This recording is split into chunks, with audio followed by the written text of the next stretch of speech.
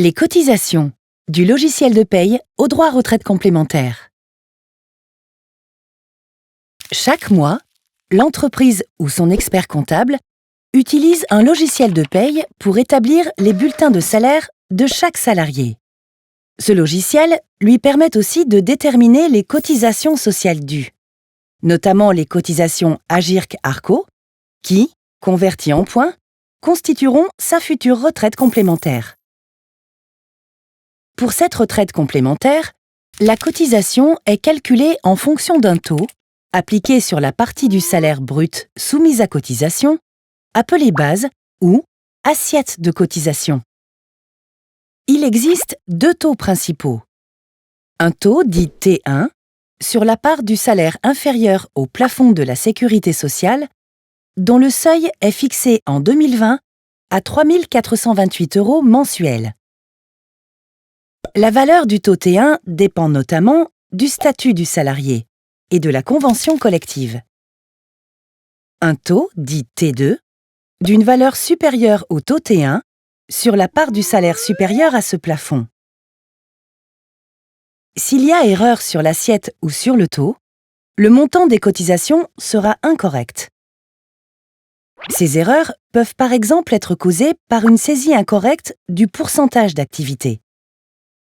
Prenons un exemple. Lorsqu'une personne travaille à 80%, le plafond de la sécurité sociale doit lui aussi être ramené à 80%, soit 2 742 €.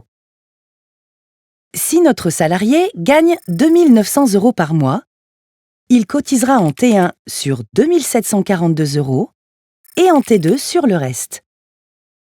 Mais si l'entreprise saisit un pourcentage d'activité de 100% au lieu de 80%, le salarié cotisera seulement en T1 sur 2 900 €.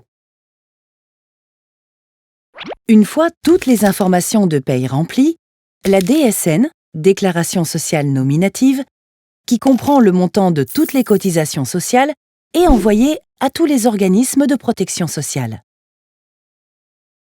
À réception de la DSN, la Caisse de retraite complémentaire vérifie que le montant des cotisations déclarées est conforme au montant réellement dû.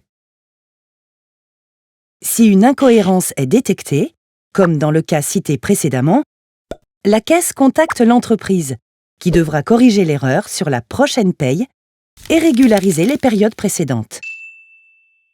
Pour le salarié, cela se traduira à court terme par un ajustement de sa cotisation, visible sur son bulletin de paye, et à moyen-long terme, par un juste calcul de ses droits retraite complémentaires. Aujourd'hui, 15% des DSN présentent des erreurs déclaratives affectant le montant des cotisations de retraite complémentaire. Pour qu'une fois à la retraite, le salarié perçoive le juste montant de sa retraite complémentaire Agirc-Arrco, il est indispensable que les informations soient correctement saisies sur le logiciel de paye, ou à défaut corrigées suite au signalement des organismes de protection sociale.